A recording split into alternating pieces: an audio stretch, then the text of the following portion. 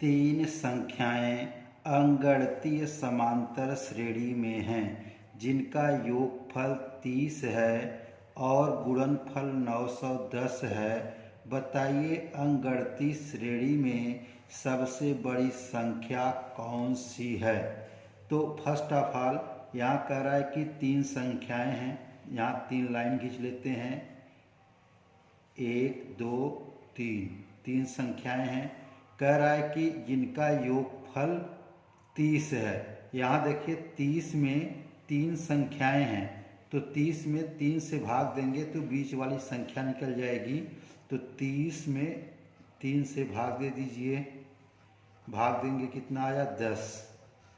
तो यहाँ बीच वाली संख्या कितनी आई 10। और कह रहा है कि उनका गुणनफल 910 है। तो इनका गुणनफल यहाँ से देखिए एक संख्या बीच में हो गई, तो यहाँ इसको लिख सकते हैं 910 को 910 इज इक्वल टू 91 गुणे 10।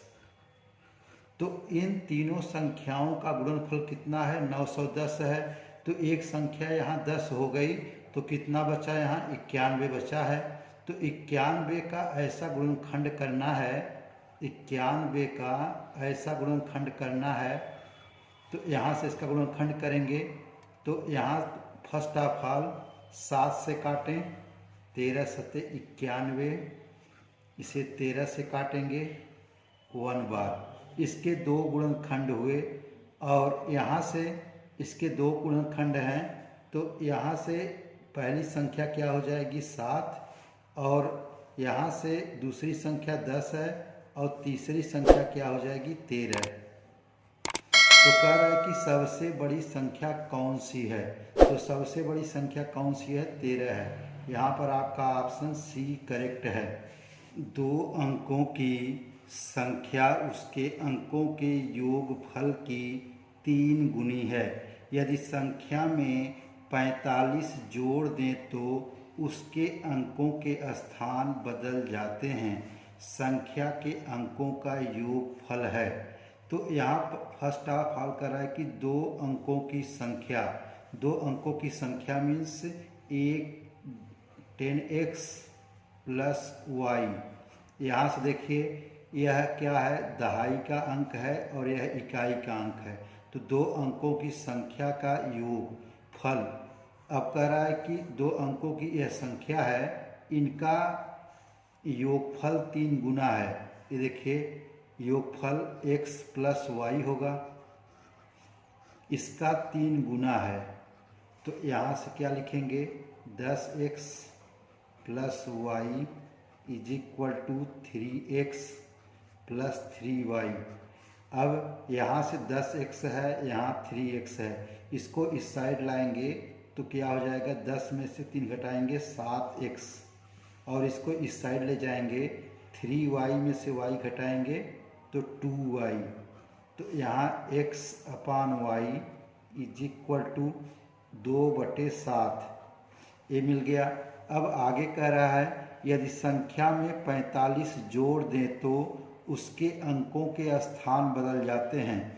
तो यहाँ पर फर्स्ट ऑफ ऑल इस स्टेटमेंट को देखिए, कह रहा है कि संख्या में 45 जोड़ दें तो उसके अंकों के स्थान बदल जाते हैं। तो यहाँ पर हमें दो संख्याओं का अंतर मिलता है। क्या मिलेगा y minus X is equal to, यहाँ देखिए 45 है, 45 और इसमें हमें 9 से भाग देना होता है। यह एक ट्रिक है, इस ट्रिक को आप याद रखेंगे। यहाँ पर दो संख्याओं का अंतर यहाँ मिलता है जिसमें 9 से हम भाग देते हैं तो क्या हो जाएगा 9 पचे 45। तो यहाँ से x इज इक्वल टू क्या है, x इज इक्वल टू 2 है और y इज इक्वल टू 7। तो देखिए यहाँ से 7 में से 2 घटाएंगे 5 आ रहा है, यह सेटिस्फाई कर रहा है। तो कह रहा है कि संख्या के अंकों का योग क्या होगा। यहाँ से देखिए संख्या के अंकों का योग 2 प्लस 7 इज इक्वल टू 9। तो यहाँ पर संख्या के अंकों का योग 9 होगा। यहाँ पर आपका ऑप्शन बी करेक्ट है। संख्याओं 1 2 3 4 सो ऑन अप टू 98, 99 और 100 को परस्पर गुणा किया जाता है तो गुणनफल के दाहिनी ओर, ये देखिए दाहिनी ओर अंत में शून्यों की संख्या होगी। तो यहाँ पर फर्स्ट ऑफ ऑल ये हम जानते हैं कि फैक्टोरियल 100 का मान क्या होता है। फैक्टोरियल 100 को लिख सकते हैं 1 2 3 4 सो ऑन अप टू 98 99 100 तक। मीन्स 1 से 100 तक की संख्याओं के गुणनफल को क्या कहते हैं, फैक्टोरियल 100। तो यहाँ से कह रहा है कि इनका गुणनफल में अंत में शून्यों की संख्या क्या होगी। देखिए शून्यों की संख्या निकालने के लिए क्या करते हैं, 100 में हम 5 से भाग देंगे, प्लस फिर 100 में 5 के स्क्वायर से भाग देंगे, प्लस 100 में 5 के क्यूब से भाग देंगे, प्लस सोसवान अप टू ऐसे बढ़ता जाएगा। तब तक बढ़ेगा जब तक कि यहाँ का अंश हर से छोटा ना हो जाए। तो यहाँ देखिए भाग देंगे, यहाँ से 5 से भाग देंगे, 20 पंचे 100, ये कितना आ गया 20। यहाँ पर भाग देंगे या 25 होगा तो 25 चौका 100, और यहाँ पर देखिए 5 का क्यूब क्या हो जाएगा 125 होगा यह। तो यहाँ पर अंश छोटा हो गया हर से, तो यहाँ से रोक देंगे। तो यहाँ पर शून्यों की संख्या कितनी होगी, 20 + 4 = 24। तो शून्यों की संख्या कितनी होगी 24। यहाँ पर आपका ऑप्शन ए करेक्ट है। उन सभी अभाज्य संख्याओं का जो 17 से बड़ी नहीं है योगफल है।